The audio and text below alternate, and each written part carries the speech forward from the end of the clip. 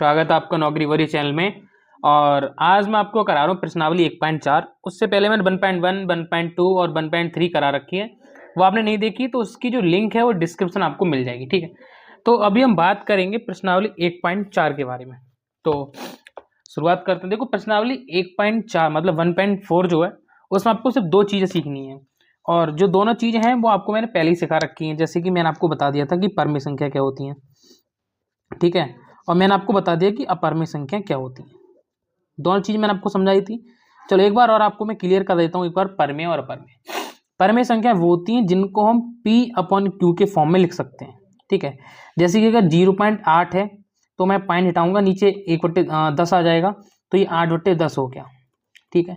जैसे कि 0.414 है, ठीक है, आगे नहीं ले रहा हूँ मैं, ओनली 0.414, पॉइंट हटाऊंगा मैं, नीचे 3 बार 0 आ जाएगा, तो हो जाएगा 414/1000, ठीक है।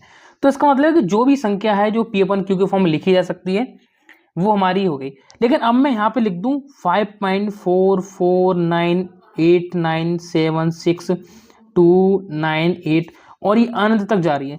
तो भाई आप ये बताओ, मैं यहाँ से अगर मैं पॉइंट हटा दूंगा तो यार जीरो में कहाँ तक लेके जाऊंगा, कहाँ तक जीरो लिख के जाऊँ। तो इसका मतलब ऐसी संख्याएं जिनको हम P/Q, ठीक है, या बट्टे की फॉर्म, समझ रहे हो, जिनको हम P/Q की फॉर्म में नहीं लिख सकते, वो भाई साहब हमारी परमेय अपरमेय संख्या होती है। ध्यान रखना, अपरमेय संख्या है।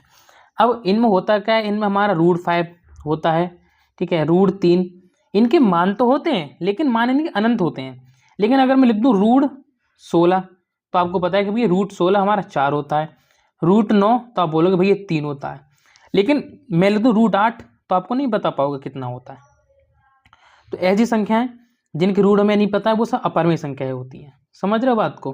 तो आप बोलोगे भैया क्लियर है। तो पहला क्वेश्चन देखो ध्यान से। पहला क्वेश्चन हमारे यही कह रहा है, ध्यान से देखो। पहला क्वेश्चन मुझसे बोला है कि बताइए कि नीचे दी गई संख्याओं में से कौन सी परमेय है, कौन सी अपरमेय है। तो देखो ध्यान से देखो, पहली संख्या दे रखी मुझे 2 - √5। तो देखो जो 2 है ना, इसके नीचे अगर 1 लगा दूंगा तो इसको तो मैंने अपने P/Q फॉर्म में लिख दिया। लेकिन अकेला ये क्या है, √5, ये हमारी बात को खराब कर रहा है। जैसे कि 2 माइनस, आपको एक एग्जांपल से समझा दे रहा हूँ। जैसे √5 की वैल्यू क्या होती है, तो आप बोलोगे भाई √5 की वैल्यू होती है 2.236 होती है, शायद लगभग यही है मेरे यहाँ तक मुझे पता है। ये अनंत तक होती है, इसकी नहीं पता वैल्यू कहाँ तक जाती है। तो ये देखो ध्यान से, अगर मैं 2 में से इसको माइनस करूंगा तो मेरी वैल्यू आएगी 0.236, और ये अनंत तक जाएगी, हमें नहीं पता कहाँ तक जाएगी। तो इस हिसाब से ये हमारी अपरमेय संख्या है जिसका हम प्रमाण नहीं दे सकते। तो ये हमारी अपरमेय संख्या है जिसका हम प्रमाण नहीं दे सकते, हमें नहीं पता ये संख्या कहाँ तक जाएगी। इसी में पहला क्वेश्चन हो गया हमारा पहले का। दूसरा फोकस करो। दूसरे में मुझसे बोला है 3 + √23, ठीक है, और माइनस का √23। अब इसको ध्यान से समझो। जैसे कि 3 + √23 तो है मेरा, ठीक है, उसका जब ब्रेक हटाऊंगा तो ये माइनस का √23 इधर इसके साथ हो जाएगा, माइनस प्लस कट गया आपस में, मेरा सिर्फ 3 बचा। और 3 हमारा जो होता है वो एक परमेय संख्या होती है। जैसे अगर मैं 3 को 3/1 लिख दूं तो ये हमारी P/Q फॉर्म बन गई। कितनी बन गई? P/Q form. और जब हम किसी चीज की P/Q फॉर्म लिख देते हैं तो हमारी संख्या वो परमेय हो जाती है। क्या हो जाती है? परमेय हो जाती है। तो पहला परमेय, दूसरा परमेय। अब देखो तीसरा ऑप्शन। तीसरा है मेरे पास 2√7/7। तो भाई इसमें तो √7 से √7 कट गया, तो हमारा क्या हो गया 2/7। और ये P/Q फॉर्म है, और P/Q फॉर्म का मतलब ये संख्या हमारी परमेय हो जाएगी। क्या हो जाएगी? परमेय हो जाएगी, ठीक है। बेसिक में बहुत हल्के हल्के प्यार से समझा रहा हूँ। चौथा क्वेश्चन देखो ध्यान से। चौथा है 1/√2। अब भाई ये बताओ, एक का तो आपको पता है, लेकिन अब भैया अब कुछ लोग बोलेंगे भैया ये तो P है ये Q है। भाई इसका मान आपको क्या पता है? ये P/Q फॉर्म तो है, ये बात ठीक है, लेकिन भाई √2 का मान क्या है, मान बताओ ना मुझे। तो कुछ लोग बोलेंगे 1/, और √2 का मान भैया होता है 1.414, और ये अनंत तक जाता है। भैया जो चीज अनंत तक जा रही है, जिसका हमें प्रमाण ही नहीं पता वो क्या है, तो वो संख्या तो ऑटोमेटिकली अपरमेय हो जाएगी। समझ रहे हो? तो ये हमारा क्या हो गया भैया? अपरमेय हो गया। तो चौथा ऑप्शन अपरमेय हो गया। लास्ट ऑप्शन देखो 5 में है 2π। और मैंने आपको जब 1.1 शायद एक्सरसाइज कराई थी तभी मैंने आपको समझा दिया था कि पाई एक ऐसा आदमी है जिसकी वैल्यू तो 3.14 आपने पढ़ रखी है, लेकिन ये पूरी वैल्यू थोड़ी ना पढ़ते हो आप लोग। इसकी पूरी वैल्यू क्या होती है? तो 3.1414 3 वाई की वैल्यू हाँ ठीक है, ये अंत तक जाती है, ठीक है, ये वैल्यू हमें नहीं पता कहाँ तक जाती। तो भाई जब 2 की गुणा इसमें करोगे तो ये बनेगा 6.28। तो भाई इसकी नहीं पता हमें कहाँ तक जा रही है, ठीक है, ये अनंत तक वैल्यू जा रही है। ये पाई जो है इसकी वैल्यू डेफिनेट हमें नहीं पता। जब मैं डेफिनेट वैल्यू पता ही नहीं तो इसको हम पी अपन क्यू के फॉर्म में लिख ही नहीं सकते, तो भैया ये हमारी संख्या अपर में हो जाएगी। इसका हमारे पास कोई प्रमाण नहीं है, ये अपर में संख्या है, ठीक है। अब दूसरा क्वेश्चन देखो ध्यान से, ये बताओ यहाँ तक आपको क्लियर हुआ है ना? तो चैनल को सब्सक्राइब कर देना ध्यान से, आप लोग भूल जाते हो और सब्सक्राइब नहीं करते हो। सेकंड नंबर देखो ध्यान से, सेकंड में बोला है निम्नलिखित व्यंजकों में से प्रत्येक व्यंजक को सरल कीजिए। तो मैं आपको किताबी भाषा नहीं समझाऊंगा, मैं आपको अपनी तरफ से बताऊंगा। देखो 3 + √3, ठीक है, और दे रखा है 2 + √2, 2 + √2। देखो अपनी तरफ से समझाऊंगा, मैं किताबी भाषा लेके नहीं चलूंगा। देखो पहले क्या किया करो आप लोग, पहली बात, पहले की गुणा इससे किया करो, इसकी संख्या इससे गुणा, तो 3 दूनी 6, ठीक है। ये प्लस लग रहा है, प्लस लगा दो, सॉरी यहाँ पर कुछ नहीं होता तो प्लस मान लेते हैं, ये प्लस है तो यहाँ पे प्लस लगा दिया, मतलब ये आगे प्लस आ गया। उसके बाद इसकी गुणा करो इससे, 3 की गुणा करो इससे, तो हो जाएगा 3√2, 3√2। अब यहाँ पे प्लस लगा हुआ है, यहाँ भी प्लस है तो प्लस प्लस प्लस हो गया। अब इसकी गुणा इससे करो तो हो जाएगा 2√3, ठीक है। फिर इसकी गुणा इससे करो, जब इसकी गुणा इससे करोगे ना, इसकी गुणा जब इससे करोगे, √3 गुणा √2 से करोगे तो प्लस तो आएगा ही, क्योंकि यहाँ भी प्लस है यहाँ भी प्लस है, लेकिन रूट में इनकी गुणा हो जाती है। जब हम किसी चीज़ को रूट से मतलब गुणा करते हैं रूट की संख्या का, तो रूट में गुणा हो जाती है। तो देखो ये कितना हो जाएगा, √3 और √3 गुणा 2, तो हो जाएगा √6। समझ गए बात को? नहीं आएगा समझ में तो देखो दूसरा वाला हम करेंगे, फिर आपको समझ में आएगा। इनकी दोनों गुणा हो जाती है हमारी रूट में, तो जब √3 के आप √2 से करोगे तो √6 आ जाएगा। और जैसे दूसरा वाला क्वेश्चन देखो ध्यान से, दूसरा है 3 + √3, 3 + √3, और मेरे पास है दूसरा 3 - √3। तो इसका तो वैसे तो पहले फॉर्मूला होता है इसका, मैंने आपको फॉर्मूला पहले करा रखा है कि आपको दिखे कहीं, जैसे ये ए है ये बी है, ये ए है ये बी है, तो मैंने आपको समझाया भी था, कहीं भी आपको देखे कि a + b × a - b form देगा तो आपका कितना हो जाएगा, a² - b² हो जाएगा। ये फॉर्मूला भी है, जिसमें हम फॉर्मूला लगा देंगे, जैसे कि a², तो ये का स्क्वायर कितना हो जाएगा, 3 × 3 = 9, ठीक है, -b² और b का स्क्वायर मैंने √3 का स्क्वायर। जब हम √3 का स्क्वायर करते हैं किसी चीज़ का तो वही संख्या आ जाती है, 3 आ जाएगा। तो 9 √3 का स्क्वायर करोगे तो 3 आ जाएगा, 9 में से 3 का तो 6 आ जाएगा, इसका आंसर 6 आ गया। नहीं पता आपको तो भाई आप क्या करोगे, इसकी गुणा ऐसे कर लो, 3 × 3 = 9, 3√3, तो 3√3 माइनस के 3, तो आप ऐसे भी कर सकते हो, आपकी इच्छा है जैसे आप करना चाहो। तीसरा वाला देखो ध्यान से, थर्ड नंबर, थर्ड में मुझसे बोला है √5 + √2 का होल स्क्वायर, √5 + √2 का होल स्क्वायर, ये बोला है। तो ये तो आपको पता है ना फॉर्मूला, कौन सा, a + b का होल स्क्वायर वाला, वो फॉर्मूला इसमें लगा देंगे, जैसे a² + b² + 2ab। अब लगाएंगे कैसे, ये देखो ध्यान से, इसको मैं a मान लूंगा, इसको मैं b मान लूंगा, इसको मैं a और इसको मैं b। तो a का स्क्वायर करो तो √5 का स्क्वायर आपको पता है क्या होता है, जब मैं किसी चीज़ का स्क्वायर करता हूँ तो क्या आएगा, 5 आ जाएगा। तो √5 का स्क्वायर 5 होता है, प्लस √2 का स्क्वायर 2 हो गया, प्लस a² + b² 2ab, तो 2 गुणा √5 गुणा √2, समझ रहे हो? ठीक है, क्लियर है? आप बोलोगे भैया क्लियर है, तो ये कितना हो जाएगा, देखो 5 और 2 कितना हो गया, 7 हो गया, प्लस मैंने आपको बताया था 2 तो हमारा है बाहर आ जाएगा, तो 2 तो मेरा बाहर ही है।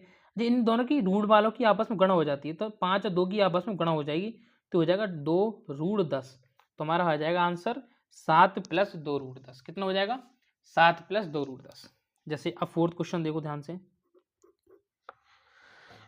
फोर्थ है √5 - 2, देखो √5 माइनस का √2, ठीक है, और √5 मुझे देखा है आगे प्लस का √2। अब इसमें वही फॉर्मूला लगा दो, कौन सा, a + b और a - b वाला। तो जैसे a - b a + b कितना हो जाएगा, a² का मतलब √5 का स्क्वायर, तो कितना हो जाएगा 5, कितना हो जाएगा फिर -b², माइनस लगाओ, और b² का मतलब जब मैं √2 का स्क्वायर करूंगा, तो जब √2 का स्क्वायर करूंगा 2 आ जाएगा, 5 में से 2 गए तो 3 आ जाएगा, तो इसका आंसर 3 आ गया। अब देखो थर्ड नंबर क्वेश्चन। थर्ड थोड़ा लैंग्वेज बेस्ड है, और लैंग्वेज बेस्ड का मतलब है कि मतलब ये समझो कि आपके एग्जाम में बहुत कम चांसेस आने के, लेकिन आपको इसको समझना है ध्यान से। जैसे मैं आपको समझाऊंगा, आपको ध्यान से समझना है। तीसरा, आपको याद होगा कि पाई को एक वृत्त की परिधि और उसके व्यास मान लीजिए, हम डी मानेंगे, ठीक है। इन्होंने बताया कि भैया कोई वृत्त है, ठीक है, इसकी जो परिधि मतलब भारी क्षेत्र है उसको हम पाई मान लिया।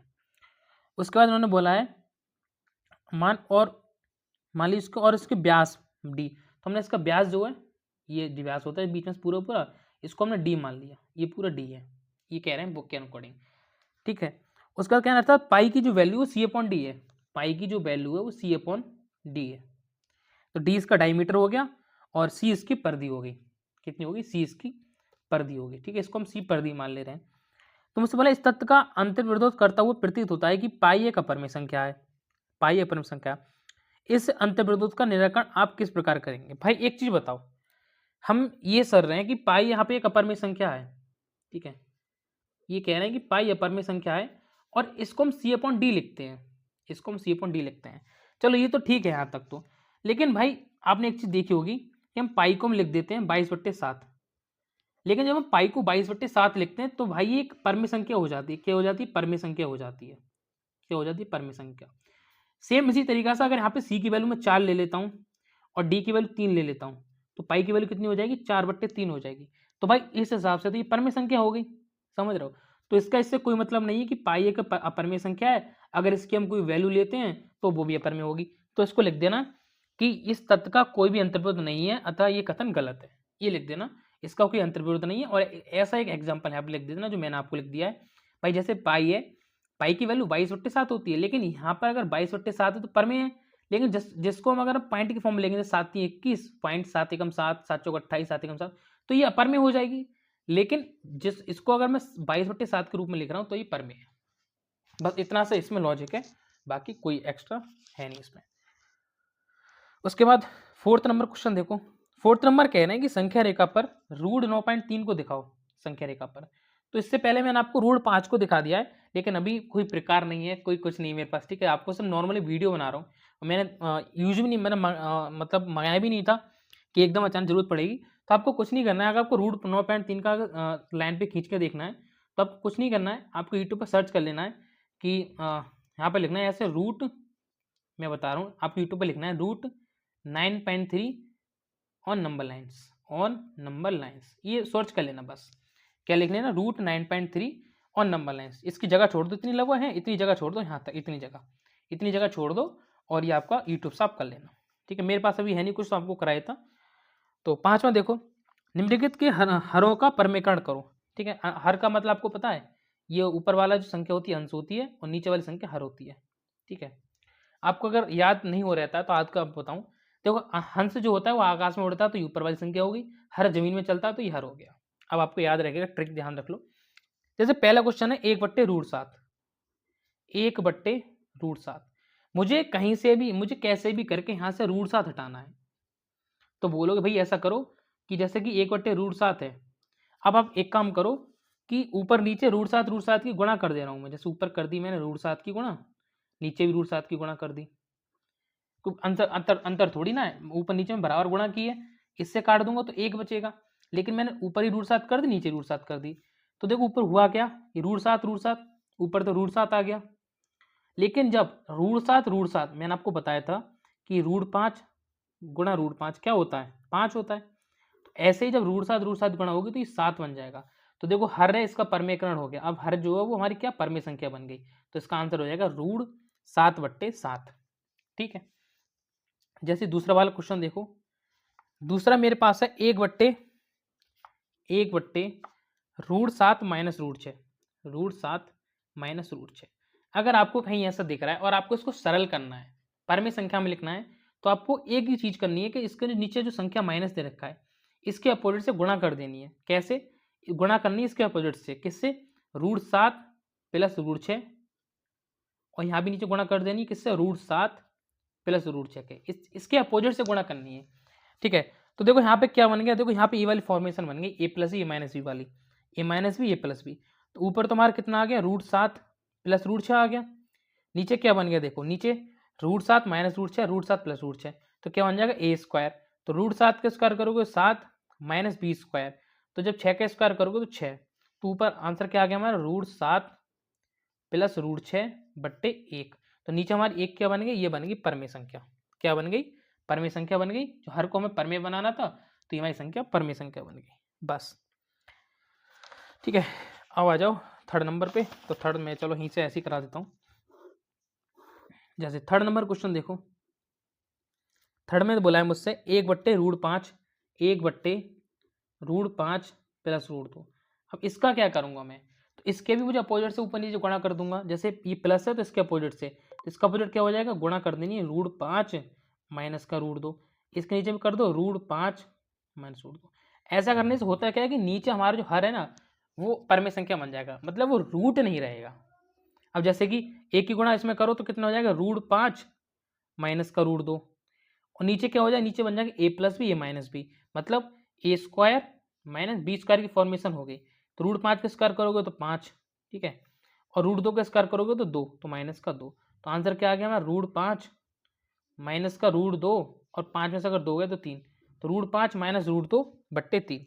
ठीक है, अब एक लास्ट क्वेश्चन है 1/, ये क्वेश्चन है, चलो इसके लिए क्या करूँगा मैं, 1/, देखो क्वेश्चन फोर्थ नंबर, देखो यहीं पे समझ देता हूँ, सब क्वेश्चन आपको क्लियर हो जाएगा। क्वेश्चन है 1/√7 माइनस 2, 1/√7 माइनस 2। इसमें भी देखो सेम करना है, इसमें भी सेम करना है, कुछ नहीं करना है, ऊपर नीचे गुणा कर दो किसकी, √7, और इसका जो साइन है ना इसका अपोजिट, मतलब प्लस को, माइनस है तो प्लस, प्लस तो माइनस, बट्टे √7 प्लस का 2। तो इसकी गुणा एक में होगी तो ऊपर कितना है, ऊपर आ जाएगा √7 प्लस 2। नीचे क्या बन जाएगा ए प्लस बी इंटू ए माइनस बी। तो देखो √7 का होल स्क्वायर 7 माइनस बी का स्क्वायर, तो ये 2 है, देखो ये यहाँ पे रूट नहीं है, 2 है, 2 का स्क्वायर 4 आ जाएगा माइनस का 4। तो इसका आंसर क्या आ गया √7 प्लस 2 बट्टे 3। तो यहाँ पे हमारा हो गया 1.4 क्लियर। तो अगर आपको वीडियो पसंद आई हो तो यहाँ पे लिख रहा हूँ मैं एक चीज़, वो आपको करके ही जाना है, लाइक तो कर ही देना और कमेंट में बता देना वीडियो पसंद आई है। यहाँ पे कर देना चैनल को सब्सक्राइब, ठीक है, और वीडियो को शेयर भी कर देना ताकि अब उन लोगों को पता चल जाए कि मैंने इतना बेसिक में ले जाके आपको क्लियर कराया है। बाकी सब चैप्टर करा दी, तो आपने नहीं देखी तो डिस्क्रिप्शन में लिंक है, वहाँ से चेकआउट जरूर कर देना। Thank you.